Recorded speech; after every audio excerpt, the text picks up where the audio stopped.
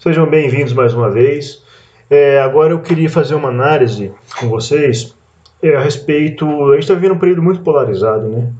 Os coxinhas contra os mortadelas, direita contra a esquerda, né? E isso não é só aqui no Brasil, isso é no mundo todo. E isso já aconteceu no século passado, né? Nós tivemos várias guerras civis aí na Europa, que culminaram com regimes ditatoriais, né? Culminaram em grandes guerras mundiais. E hoje a gente está vendo isso, a história se repetindo. A gente está vendo o mesmo cenário assim, se repetindo, e é importante fazer essa análise, porque às vezes as pessoas o povo tem memória curta, né, vamos falar assim. Então a história lá 100 anos atrás, as pessoas não lembram disso. Só quem é historiador que gosta mesmo, que estuda, filósofo, né, que se preocupa com essas coisas. Grande parte da população não tem nem tempo, né, de ver essas coisas. Está preocupado em pagar conta, em problema de saúde, em problema de familiar, enfim. Então é importante fazer essa análise porque a gente tem que tomar cuidado com essa polarização, né? Isso aí pode gerar uma guerra, é muito ruim. Então eu queria fazer essa análise de esquerda e direita para ver até que ponto que é tão diferente assim, até que ponto que eles são iguais, até que ponto que é válido isso, né? Às vezes tem pessoas que só como esquerda, tem pessoas que só como direita e defendem as mesmas coisas. Então esse termo esquerda-direita ele começa na Revolução Francesa, final do século XVIII aí. A França era uma monarquia absolutista, né? E é ali que durante a Revolução que veio esse termo aí, esquerda-direita, e de lá para cá veio mudando um pouco, né? Com a Guerra Fria, na época depois do pós-guerra, aí, os Estados Unidos com a Rússia mudou um pouco a conotação de esquerda com direita. No Brasil tem suas peculiaridades. E na verdade não existe só uma esquerda e só uma direita, existem várias esquerdas e várias direitas. Então eu queria fazer uma análise histórica, mais ou menos como os dedos das mãos, né? Nós temos 5 esquerdas e 5 direitas, né? Então a análise que eu vou fazer é com base no tempo, né, na história, onde começou lá na Revolução Francesa, para a gente analisar como foi essa evolução de esquerda e direita, né? Então, antigamente existiam os regimes absolutistas, desde o Egito Antigo até a época recente, aí, até o século XVIII, né? Que é um regime absolutista? É um regime onde o rei é o representante de Deus, né? O rei é o representante de Deus. É o direito manifesto, né? Então, não existe separação do Estado e da Igreja. No caso da Igreja Católica, no caso do Egito, era lá a religião cristina, né? Então, esse é o primeiro dedo aí da direita, que é o absolutismo, né? A monarquia absolutista, né? Você tem um rei que é Deus, representa Deus, né? Então não é contestado, ele tem um poder supremo. Parece que é uma coisa muito distante, uma coisa que não existe mais, mas ainda existe sim. A Arábia Saudita é um país que ainda hoje é um país que não tem constituição. É uma monarquia e a constituição do país é o próprio Corão, que é o livro sagrado do Islã, né? Então, a Arábia Saudita é o único país que ainda hoje, que eu conheço, se alguém conhecer algum outro país, pode falar aí pra gente aí, que é uma monarquia absolutista. Então essa é a extrema-direita, o dedinho aqui da direita, mão direita, né? Vamos chamar assim. Então isso, durante a Revolução Francesa, gerou um descontentamento, né? Teve vários momentos isso, né? No próprio Império Romano já teve, quando foi instituída a República, né? Teve movimentos para ter uma maior participação da população nas decisões políticas, né? Depois nós tivemos aí a Reforma Protestante, né? Na Inglaterra, no século XVI, que procurava justamente separar o Estado da religião, ensinava as pessoas a buscarem, a todo mundo buscar o conhecimento, ler os seus livros sagrados, né? A Bíblia foi traduzida para as outras línguas, então, antigamente era só em latim. Mas a Revolução Francesa é o que, quando começa a discussão entre esquerda e direita, é a Revolução Francesa. Porque aí o que acontece? Na França você tinha o parlamento lá, você tinha o primeiro, ele tinha a representação da igreja, né, do alto clero, da nobreza e do povo, que era o terceiro estado, era o povo, né? Então, basicamente, o alto clero e a nobreza, eles votavam junto com o rei. defendendo seus interesses. E o terceiro estado, que era 95% da população, que era o povo, nunca conseguia provar nada. Que era o povo, a burguesia, não era só o povo, tinha a burguesia, os profissionais liberais, né, tal. Tinha pessoas de dinheiro, né, também, nesse terceiro estado. Então aí culminou na Revolução Francesa. Então durante a Revolução Francesa, depois aí dos primeiros movimentos, o parlamento ficou dividido da seguinte forma: na direita ficavam os deputados, na direita do presidente da Assembleia, né, ficavam os deputados que apoiavam a nobreza, a coroa, né, o rei e o alto clero, né. À esquerda ficavam os deputados que representavam lá a burguesia, os artesãos, os profissionais liberais, o baixo clero, ou mais o povo, né. E no centro ficavam aqueles deputados que jogavam conforme a conveniência, né. Quando era conveniente apoiar a esquerda, que a esquerda estava mais forte, apoiava a esquerda, quando era conveniente apoiar a direita, era o famoso centrão, né. Qualquer semelhança com a nossa realidade não é mera coincidência. Então aí começou esse movimento. Então a primeira esquerda que surge, né, é isso, é esse antagonismo aí ao absolutismo e tal. Então, na verdade, antigamente os republicanos, que defendiam a república, eram a esquerda, né? E aí isso surgiu, começou a surgir teorias, né? Durante a Revolução Francesa mesmo, sempre quando dava um golpe, alguém assumia o poder, aí grupos mais à esquerda ficavam insatisfeitos, né, porque eram excluídos, né. Então aí o Robespierre, que foi um importante líder aí da Revolução Francesa, ele chegou a dizer assim de forma pejorativa: esses anarquistas, né, estão sempre anarquistas no sentido que não querem nada, reclamam de toda forma de organização, toda forma de governo, eles reclamam. E aí depois, durante o século XIX, nós tivemos a Revolução Francesa, né, a Revolução Industrial. E os operários, eles trabalhavam em condições muito insalubres, muito ruins mesmo. Eles morriam, às vezes, no trabalho, sofriam graves acidentes, ficavam incapacitados, trabalhavam 12, 16 horas, às vezes, sem pausa.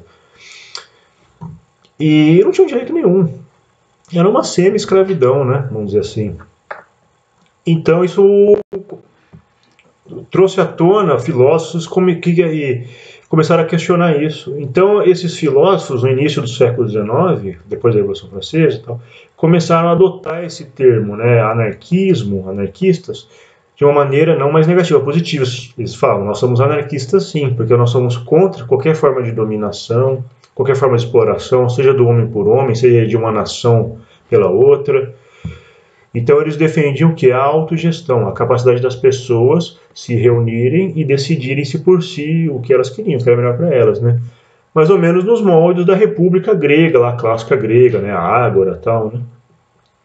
Então eles defendiam, então aí começou o movimento sindical, ou as assembleias regionais tal, começou nesse momento aí. Então esse é o primeiro dedinho da mão esquerda, que é a contraposição ao absolutismo, é o anarquismo, né?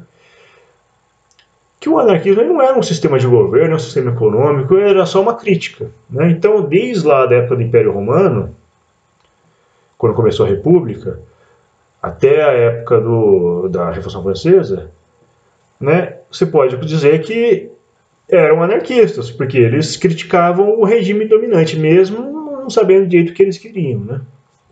Então, o anarquismo é a crítica, né? A crítica à dominação, ao sistema absolutista e depois os outros que vão surgindo depois, né? Então é o primeiro dedinho da mão esquerda, né? O anarquismo.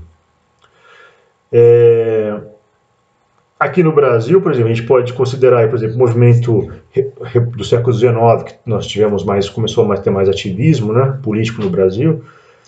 O movimento abolicionista é um movimento de esquerda. O movimento republicano era um movimento de esquerda, né? Aí, aí que acontece? A esquerda, os anarquistas começam a se organizar, né, através dos sindicatos, tivemos a Internacional Comunista, né, e aí começam a surgir as teorias da esquerda para um novo sistema político-econômico, em contraposição ao que tinha aí, né. E aí surge a primeira teoria, o segundo dedinho da esquerda, que é o comunismo. Que o comunismo defende o quê? Ele defende um regime onde que todas as propriedades, não existe propriedade privada, a propriedade privada é abolida, o Estado, tudo é controlado pelo proletariado através das assembleias, né? A Rússia chamava os sovietes, né? As assembleias populares, né? E todo mundo trabalha, toda a produção é dividida igualmente entre todos, né? Essa é a teoria do comunismo. O comunismo também ele é contra a religião, né? Contrapondo aí o absolutismo, né? Ele é contra a religião. Aí existe uma forte propaganda enaltecendo líderes, né? Revolucionários, porque você substitui o culto à majestade, o culto a Deus, você tem que substituir por alguma coisa, senão, né? Então tem um culto à personalidade aqui dentro do comunismo, os líderes revolucionários, né, que trouxeram maior igualdade, né, melhores benefícios para o povo e tal. Em tese, então, o comunismo é um sistema que pega o quê? Uma ditadura para implementar as transformações na sociedade, e aí depois o Estado deixaria de existir, né? Funcionaria só através dos conselhos e tal. Só que na prática isso não acontece. Na prática, a partir do momento que você tem uma ditadura instaurada, aquelas pessoas que estão no poder, elas não querem largar o poder. Então, na prática não funcionou, né? Mas é bom a gente analisar um pouco que nos países onde teve essas revoluções comunistas, na Rússia, na China, Vietnã, Cuba, entre outros aí, o país antes estava numa situação muito pior. Eram países que eram monarquias absolutistas, no caso da Rússia, né? Eram colônias de outras potências europeias, né? Ou até o do Japão, no caso da China. A China foi dividida entre várias potências, o Vietnã também, tá? O Cuba era praticamente uma colônia dos Estados Unidos, né? Então as pessoas viviam uma situação muito ruim, né? E então, naquele contexto daqueles países, a Revolução Comunista trouxe melhorias. Tanto é que a Rússia é uma potência hoje, a China é uma potência hoje, né? Mas virou uma ditadura, né? Então na prática não funciona. Então aí a direita, né? Porque esse comunismo começou a se alastrar para a Europa toda, né? A Alemanha teve revolução, França, Espanha, todos os países da Europa começaram a ter revoluções nesse sentido, comunistas, né? Então aí a direita promoveu a sua antítese ao comunismo, que é o quê? Que é o nacionalismo. Ah, tá bom, então não tem mais a igreja é separada do Estado, o rei não é mais uma representação da divindade, mas agora a nação, a pátria, né, é o suprassumo, né, a pátria acima de todos, né. Então a nação soberana, né, então a pessoa tem que dar o sangue, né, tanto para defender seu Estado, sua nação, em guerras contra outros, quanto trabalhando ali mesmo pela sua pátria, né. Então nesse ponto o nacionalismo é muito parecido com o comunismo, porque você vê nos países que teve revoluções dessas guerras civis, né, a Alemanha, por exemplo, começou com uma revolução comunista e teve uma resposta da direita e calbou no fascismo, né? No nazismo, no caso, né? Nacional-socialismo. Não é o socialismo da esquerda comunista, é o socialismo da direita, nacional. Quer dizer, é o Estado que regula as relações de trabalho, os sindicatos são organizados pelo Estado, que é o que aconteceu no Brasil, na época do Getúlio, né? O Getúlio fez isso aqui. Né, é um nacional-socialismo, né, o trabalhismo, né, do Brasil, a gente tem esses partidos trabalhistas, tal, tem uma conotação um pouco de direita, né, nacionalista, né, quando é nacionalista, claro, quando não é nacionalista é de esquerda. Porque o comunista ele não é nacionalista, ele diz que o povo sofre em qualquer país, então ele defende a revolução em todos os países, né, não tem pátria, o que tem é a revolução do proletariado, né, a luta de classes, na teoria comunista. No nacionalismo não, né, o problema é o estrangeiro, é os outros que vêm aqui, roubam nossos empregos, não sei o quê, então a gente tem que fechar nossas fronteiras, lutar contra as minorias e, né, e fortalecer a nossa etnia, a nossa nação, tal. Isso é ultranacionalismo, tá? O que não significa você torcer para o seu time, para a sua seleção de futebol, você amar o seu país. Não é um grau menor de nacionalismo, claro. O ultranacionalismo, que é esse nacionalismo que vira uma ditadura igualzinho, o comunismo é igualzinho. Os dois são espelhos um do outro, da esquerda e da direita. Né? E a gente está vendo esse cenário no Brasil, mais ou menos repetindo isso que já aconteceu há 100 anos atrás, né, lá na Europa. Querendo repetir esse cenário, né? Eles querem ficar brigando, coloca o povo um contra o outro, né? Por uma questão de poder mesmo, né? Daí... existe uma teoria também que é tanto na esquerda quanto na direita, vamos começar pela direita, que é mais antiga, né? Já no final do século XVIII tem o liberalismo clássico, né, que surgiu, né? O liberalismo clássico surgiu também como resposta a esses regimes totalitários e tal. Então ele defendia o quê? É uma síntese da direita, né? Defendia o quê? Que a gente tem que ter uma economia de mercado, né? O mercado é livre, não tem que ter Estado. É um pouco anarquista também, né? Que o próprio mercado vai se regular. Se as pessoas forem livres, a lei da demanda e da oferta, né? Vai regular o mercado naturalmente, as relações de trabalho, tudo vai ser naturalmente regulado, né?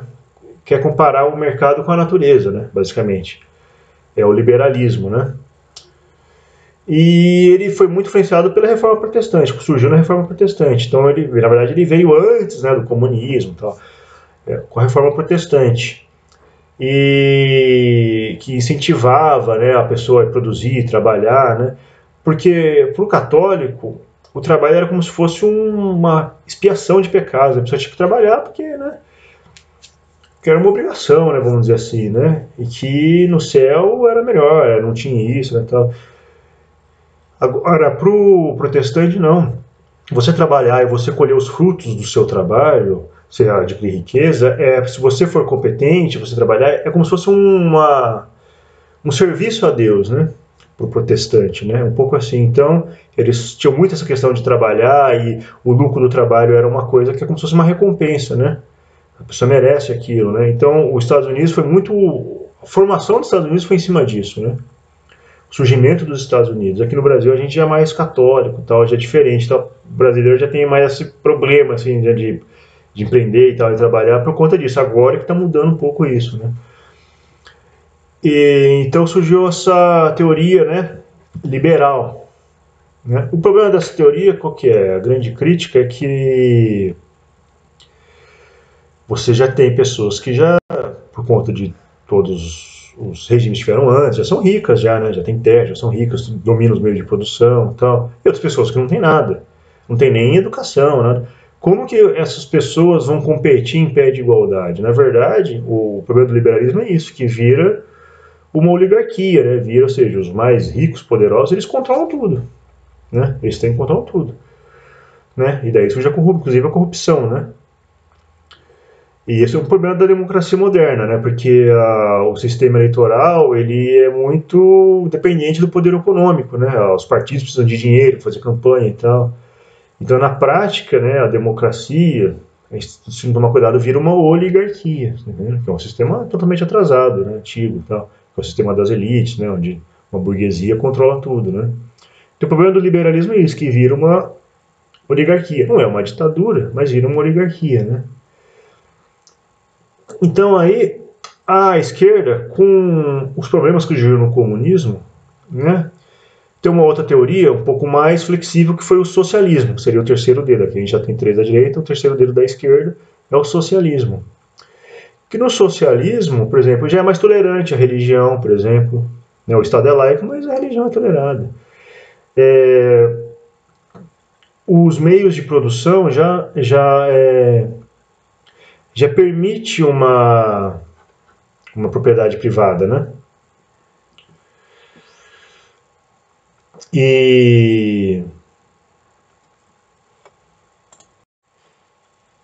Então, o socialismo ele já é um sistema mais democrático, né? E ele defende a socialização dos meios de produção, que é o que a gente vê hoje, por exemplo, nas cooperativas, né? Mas existe a propriedade privada, a liberdade religiosa, enfim. Então, é um sistema um pouquinho mais light, né, do que o comunismo, né? Tá certo? Então, aí que acontece? Então, aí a gente chega no século, depois das guerras e tudo, né, Segunda Guerra Mundial, metade do século XX aí,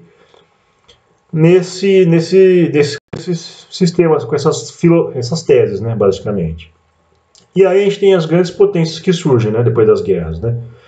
De um lado, as potências ocidentais, representadas pelos Estados Unidos, representando esse espírito capitalista, liberal, né?